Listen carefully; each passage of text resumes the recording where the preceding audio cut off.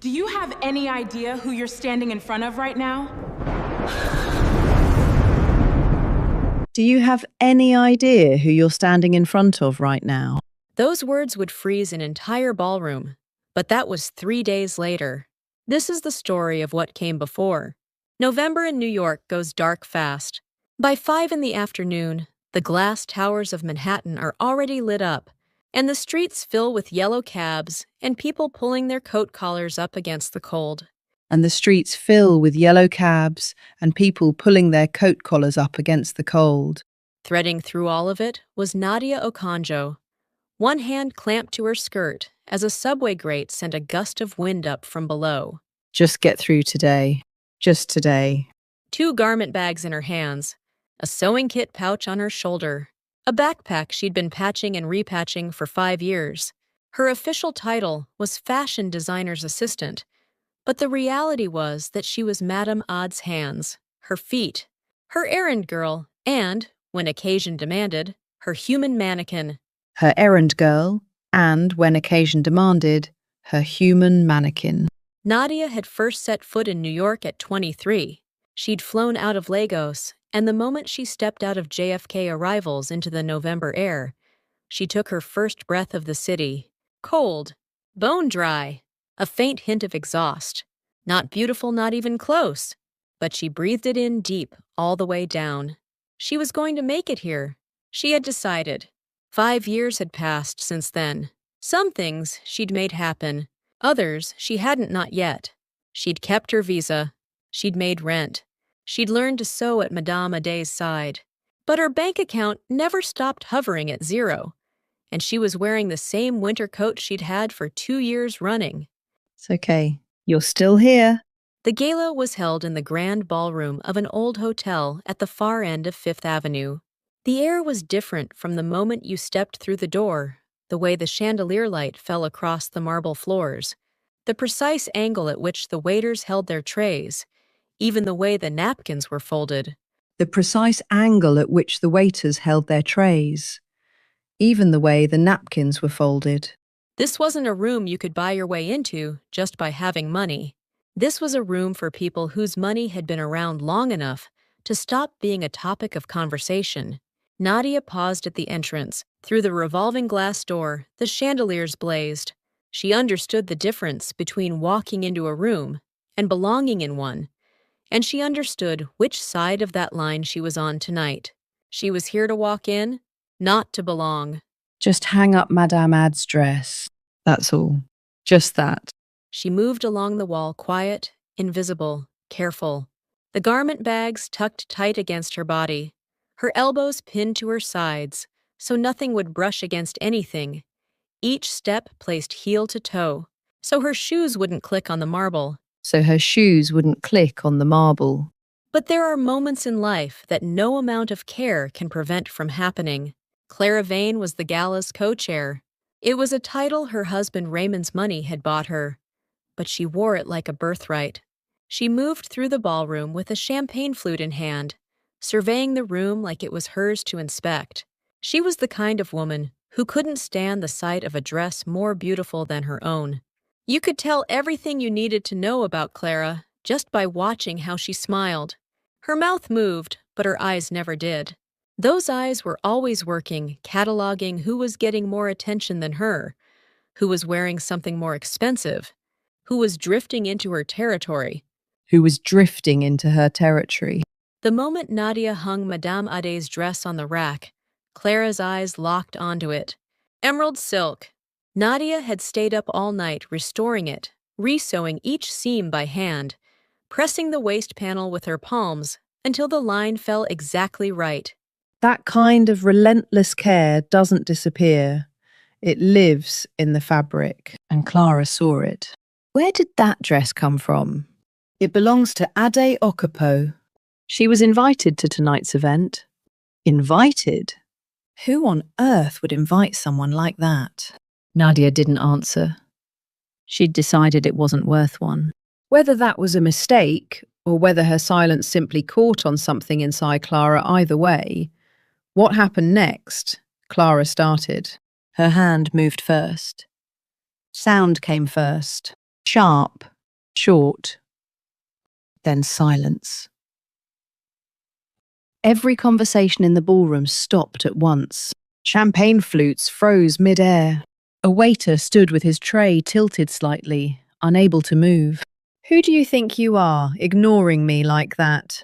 Nadia didn't move. Her cheek burned, but her feet stayed flat on the floor. She didn't fall. She didn't cry. What she felt instead was a strange, sudden sharpness, like the world had snapped into high definition. Don't cry. If you cry here, you lose. Nadia had been training herself not to cry since she was a child. She lost her mother at 12 in Lagos. She put herself through school at 15. She crossed an ocean at 23. Along the way, tears had become a luxury she couldn't afford. Something only people with time to spare ever got to have. So she didn't cry. Not now either. She just pressed the inside of her lip between her teeth and bit down. Hard. She didn't even realize she'd done it. And then, from the far side of the ballroom, leaning alone against the window, a man turned slowly around. No champagne in his hand. Not a single thing out of place about him. He looked at Nadia. Or rather, he looked at the whole scene, and he understood it all at once. Anyone in New York's upper circles knew the name Kang Do-jun. That said, not many actually knew him, and that was exactly how he'd wanted it. He was the kind of man who never appeared in the papers, never showed up in party photos, and yet somehow, wherever he sat, the whole table carried more weight. His official title was Managing Director of Kang Partners, an investment firm operating between New York and Seoul. But anyone who'd lived in this city long enough knew the real score. One signature from Do-jun could open a port, one silence from him could close a deal. He'd first come to New York at 30. He had nothing then, no name, no connections, no collateral worth speaking of.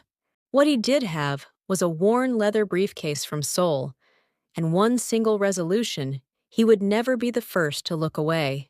12 years had passed. The briefcase was gone. The resolution was not. Another one of these things. He didn't like galas. The champagne was too sweet, the conversation too shallow, the laughter too loud, and the sincerity too thin. Everyone in this room wanted something: a deal, a contact, or simply the reassurance that they belonged here. Those ambitions floated through the chandelier light like bubbles rising in the glasses. But this had been Raymond Vane's request. There was still one thread Do-jun couldn't cut, not yet. He'd chosen the window corner, the most out-of-the-way spot in the room, from which he could see everything, and from which no one would particularly notice him. From which he could see everything, and from which no one would particularly notice him. Do-jun had first noticed Nadia the moment she was hanging up the garment bag, or more precisely, it was the way she walked that caught his eye. She was moving along the walls of this glittering room, trying hard not to be seen, and yet her back was perfectly straight. He had a radar for that particular kind of person, because 12 years ago he'd been one. Not someone crashing a party that wasn't his, someone in the middle of building a place for himself from scratch. There was a specific tension that came with that kind of walk. The tension of not letting yourself buckle. Do-jun had recognized it at a glance. He'd watched Clara's hand move. He'd watched the room go still. He'd watched Nadia refuse to fall. He saw all of it from the window. He set down his champagne glass, without a sound. Then he walked. Not fast, but not stopping either. The quickest person moving through that room, and no one noticed. That too was his way. The crowd parted as he moved through it, not deliberately, just instinctively, the way water moves around something solid. When Kang Do-jun walked, people made room without thinking about it.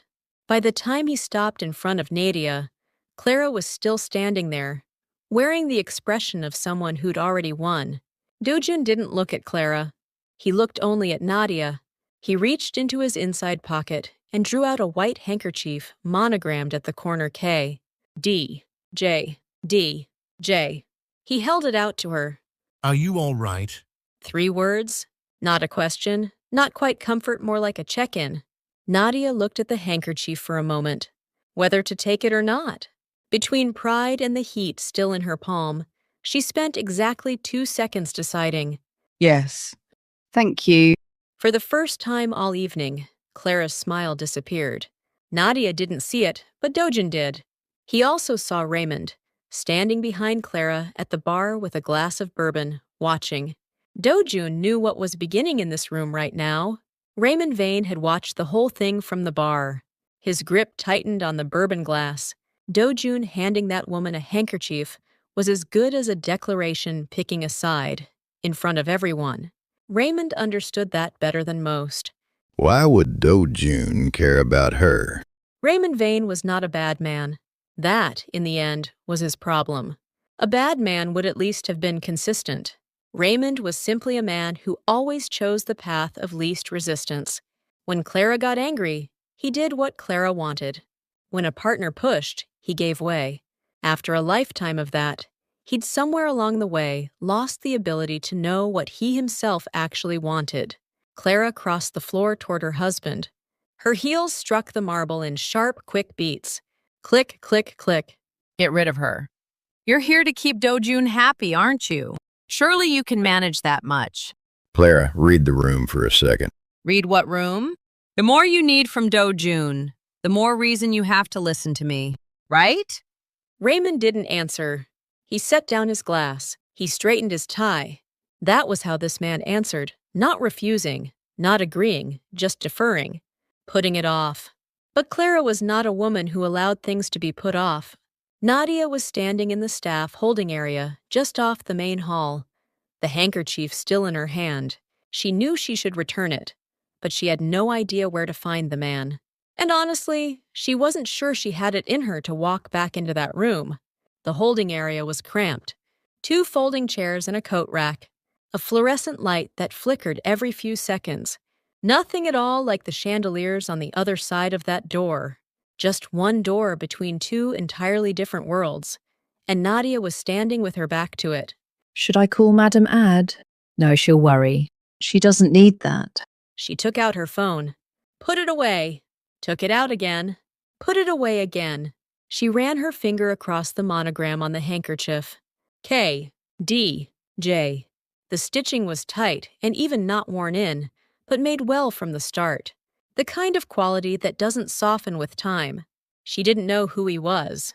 Didn't know why he'd helped. But she knew one thing, there had been no pity in his eyes. Not the look of someone feeling sorry for her.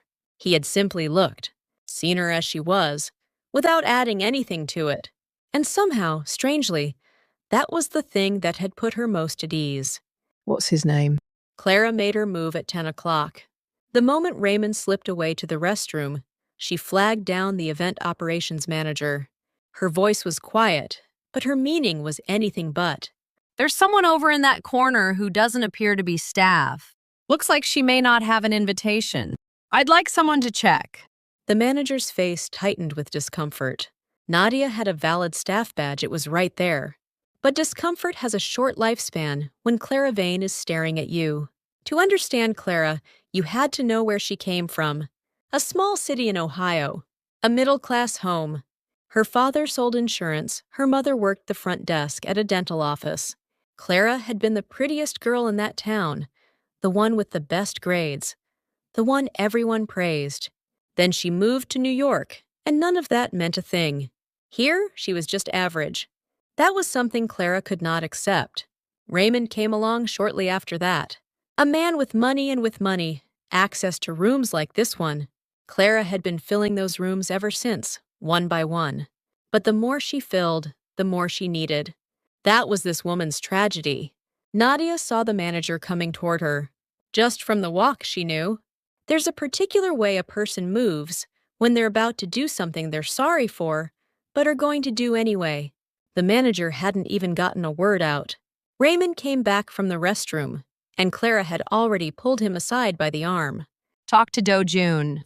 Tell him to have her removed. He'll do it if you ask. Clara, come on. Do you want that contract or not? Raymond's mouth closed. That was this man's failing. And it wasn't that he was cruel, it was that he was a coward. What happens when a man without courage marries a woman with power? This scene, right here, was the illustration. The calculation was already running in Raymond's head. Do-jun's contract. Clara's demand. A woman whose name he didn't even know. The scale tipped. It always did. And the heavy side right now was Clara. Raymond crossed the ballroom toward Do-jun. His steps were heavy, but he didn't stop. Do-jun was at the window, looking out over the city. Manhattan at night, all that light. Every time he looked at this skyline, the same thought came to him. Every one of those lights is somebody's night. Some nights are champagne. Some nights are subway drafts and cold hands. And somewhere out there tonight, there was probably someone the same age he'd been 12 years ago, in the same position. He'd been in grinding it out at the edges of this city, just like he had. He'd been in grinding it out at the edges of this city, just like he had. He thought about that often, so he wouldn't forget. Do-jun, you got a minute?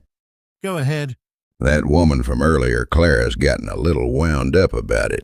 I was thinking, if we just quietly ask her to step out, I figured one word from you and the whole thing goes away clean. Do-jun kept his eyes on the window for a moment. Exactly 3 beats. Then he turned and looked at Raymond. Took him in. This man was sorry. Do-jun could see that clearly. But the sorry wasn't changing what he was about to do. A man who apologizes while asking. Do-jun had always found that particular combination the hardest to understand. Raymond, are you seriously asking me this? It's just Clara gets a bit. What did she do wrong? Raymond had nothing to say. There was nothing to say. Do-jun didn't push it. He picked up his glass and walked away. That departing back was all the answer Raymond needed. Clara came herself. With the operations manager in tow, she walked straight toward Nadia. Nadia didn't run. She adjusted the strap of her bag, and she stood her ground. It wasn't courage that kept her there. Her legs simply refused to move. But strangely, that didn't feel like a bad thing. Her body knew, even before she did, that running meant losing. Her body had made the decision before her mind got a vote. I'm going to need to see your badge. Staff is supposed to stay in the staff areas. Isn't that right? My badge is right here. I'm registered as Ade Okapo's assistant. Ade Okapo. Does anyone in this room even know who that is? She's just some neighborhood seamstress, isn't she? Nadia's hand trembled just slightly. She could take a hit at herself. 5 years of practice had made sure of that. But this was different. This was about Madame Ade, a woman who had lived by her needle for 20 years. A woman still threading at 4 in the morning. A woman whose knuckles had bent and set from decades of work. When that voice called her a neighborhood seamstress, something in Nadia's spine went straighter. And in that instant, from the center of the ballroom, there was a short burst of microphone feedback. Every head in the room turned toward the stage. The person holding the mic was not the evening's MC. It was Kang Do-jun. The room went quiet. Do-jun taking a microphone was not something that happened. In fact, calling it unprecedented would not be going too far. Champagne flutes stayed midair as people watched. Do-jun didn't rush. He was aware that every eye in the room was on him, and his grip on the microphone showed not a flicker of tension. For this man, being watched wasn't a burden, it was just air. Thank you all for joining us this evening. As the principal sponsor of this gala, I'd like to take a moment to personally announce the recipient of tonight's charitable fund. The champagne glass in Clara's hand tilted. Just slightly. The recipient is the Ade Okapo Fashion Foundation, an organization that has spent 20 years running scholarship programs for emerging designers and providing vocational training for local communities. An organisation that has spent 20 years running scholarship programs for emerging designers and providing vocational training for local communities. A representative of the foundation is here with us tonight. The applause started with 4 or 5 people, then swept through the entire ballroom. Nadia couldn't move. Clara couldn't move either. 2 women frozen in place for completely different reasons. Nadia's eyes went hot. She'd told herself she wasn't going to cry. She'd promised herself that much. But this wasn't grief, it wasn't grief at all. It was something harder to name. The feeling of something you'd been trying to protect getting protected for you, by someone else, when you weren't looking. Well, would you look at that? The very moment Clara moved to have Nadia thrown out, Do-jun picked up a microphone. No security, no raised voice, no threats, just a microphone. By today's standards, what he did was more than a counterplay. What this man understood, and Clara never did, is that real power isn't about how loud you speak, it's about whose voice you choose to amplify. Once the applause died down, Raymond moved. He made a beeline for Do-jun, fast, tight steps, the walk of a man who'd had 2 more bourbons at the bar. There are people who get bold when they drink, and there are people who lose judgment. Raymond was the second kind. What he mistook for courage was recklessness, plain and simple.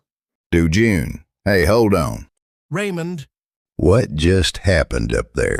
Clara made a small mistake, that's all. Did you really have to take it that far? a small mistake. Do-jun repeated the phrase. Not as a question, not as agreement, just setting it back out in the air between them, letting it hang there. Raymond caught something in the tone and lowered his voice.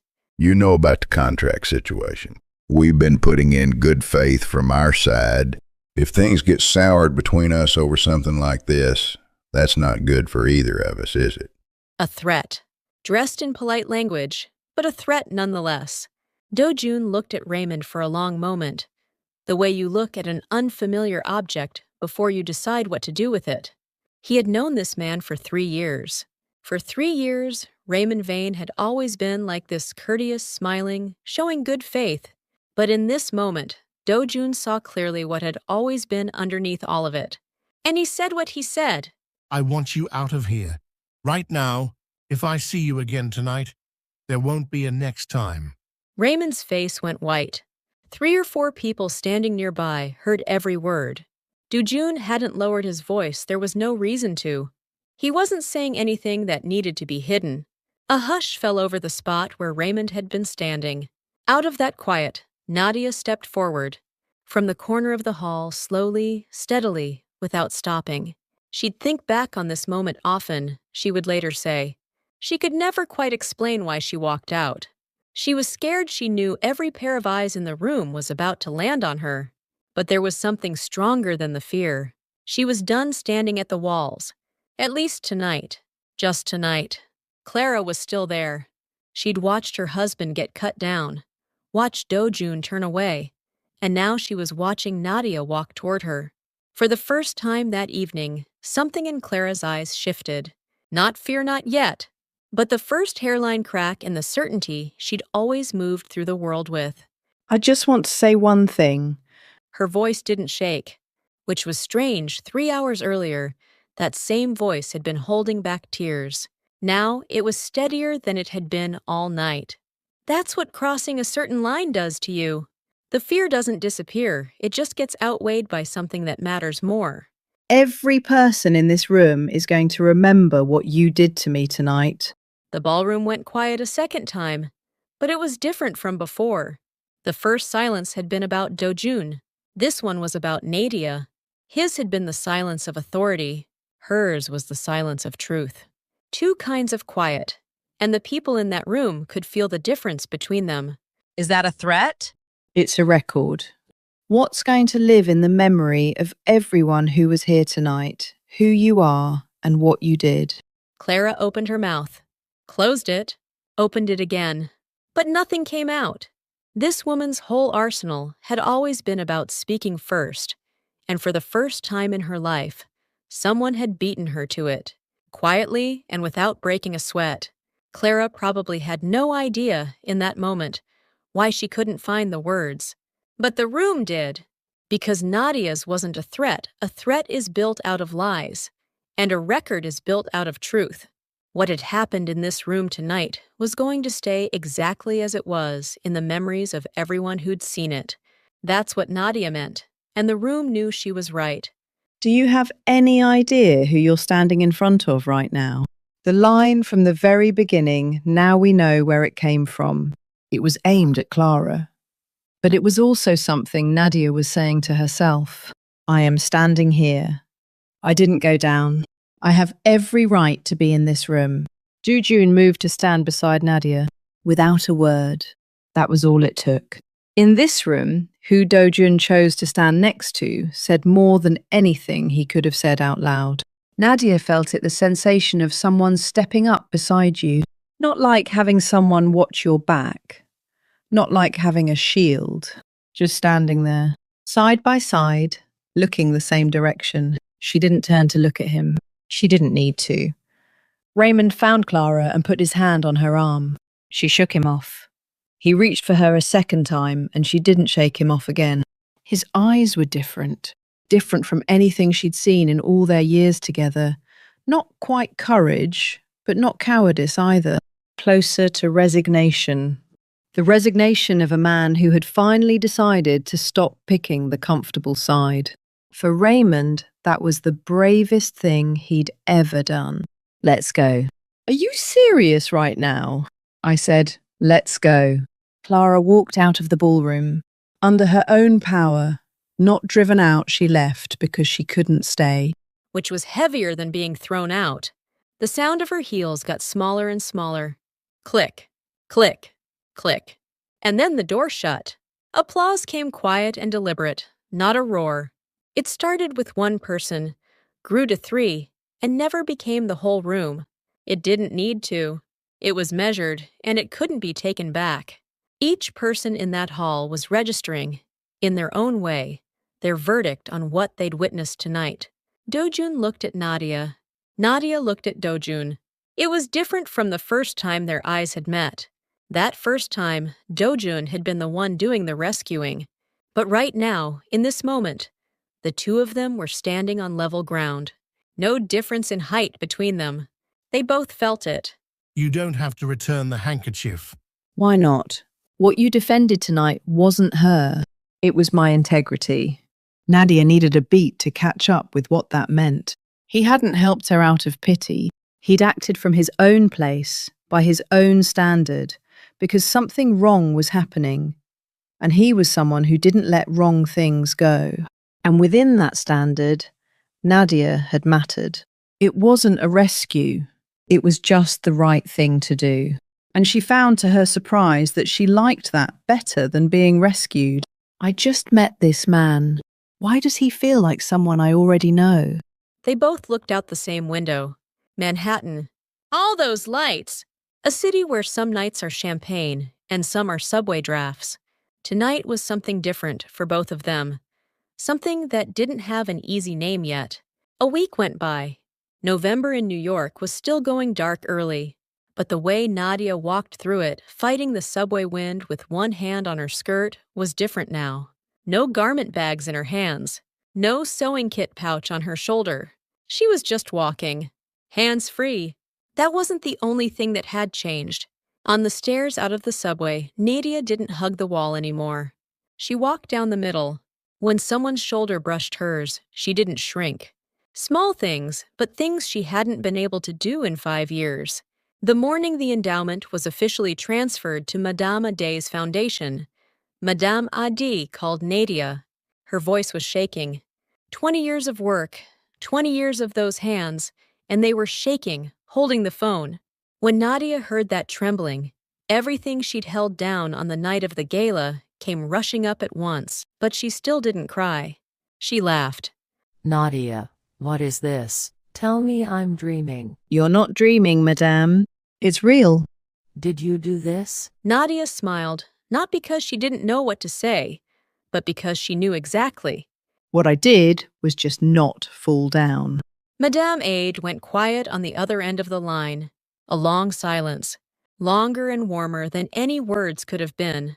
Kang Partners occupied the 32nd floor of a midtown high-rise. Floor-to-ceiling windows facing the Hudson River. Do-jun spent 12 hours a day at his desk there the day after the gala. The day after that, and the week after, same as always. People sometimes asked him whether all that work didn't get lonely. He never quite understood the question. Loneliness, to his mind, was what happened when you didn't know where you were supposed to be. Do-jun knew where he was supposed to be. That had always been enough.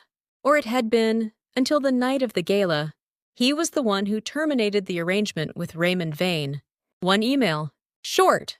No lengthy explanation Do-jun's way. Once a decision was made, it didn't need a speech. Should have cut this loose a long time ago. After he sent it, he looked out at the river for a while. The Hudson in daylight is different from the Hudson at night gray, not silver. But it moves the same. Do-jun watched it for a long time. When his assistant reported a meeting request from someone named Nadia Okonjo, Do-jun paused one beat. Then he nodded. Send her in. Nadia stood at the floor-to-ceiling windows on the 32nd floor, the Hudson River running silver far below. She was starting to understand the kind of person who would sit in a spot like this.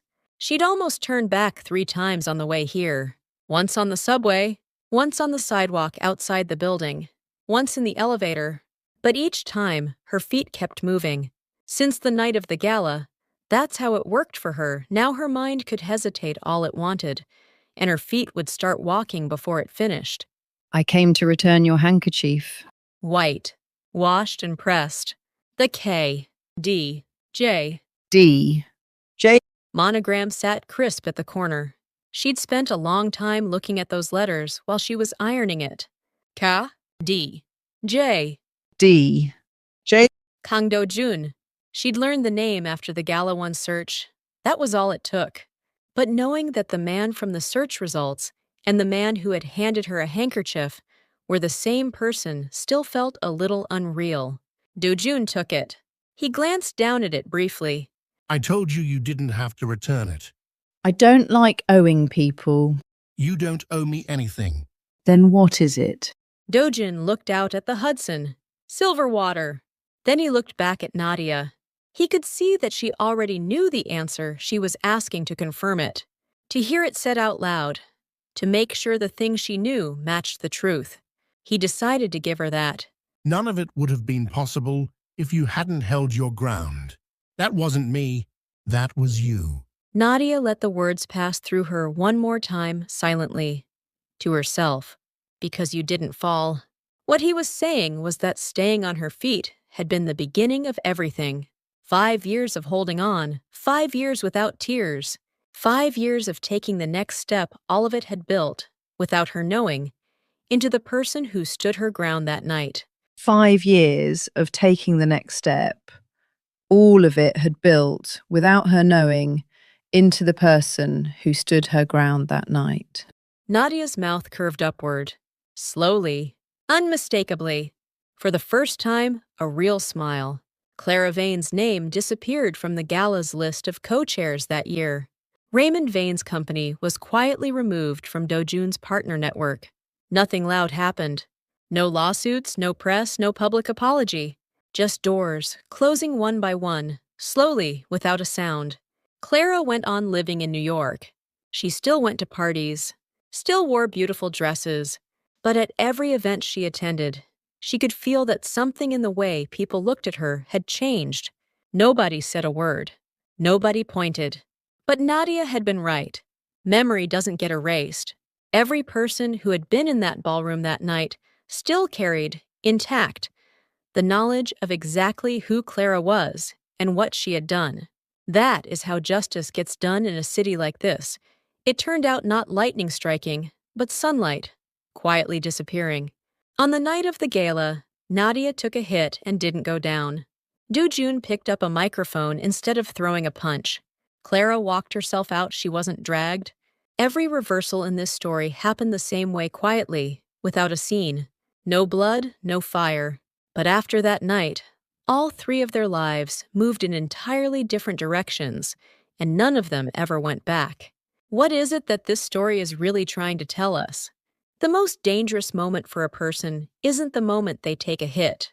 It's the moment right after, when every eye in the room is on them, waiting to see what comes next. It's the moment right after, when every eye in the room is on them, waiting to see what comes next. Staying on your feet in that moment, keeping them flat on the floor, that was Nadia's real power. Not because she was fearless, because she knew she hadn't done anything wrong. A person who knows they've been wronged doesn't kneel, and a person who knows they're right finds a way to stand up in the end. And look at Do-jun, he never once raised his voice at Clara. With one microphone and 2 sentences, he turned the most prominent stage in the city into a place where Nadia could stand. That is what real power looks like, not pressing your weight down on someone, but giving ground to stand on to someone who had none. A position built by stepping on others doesn't hold for long, and a mouth that makes a habit of humiliating people will sooner or later humiliate itself. This story is a work of fiction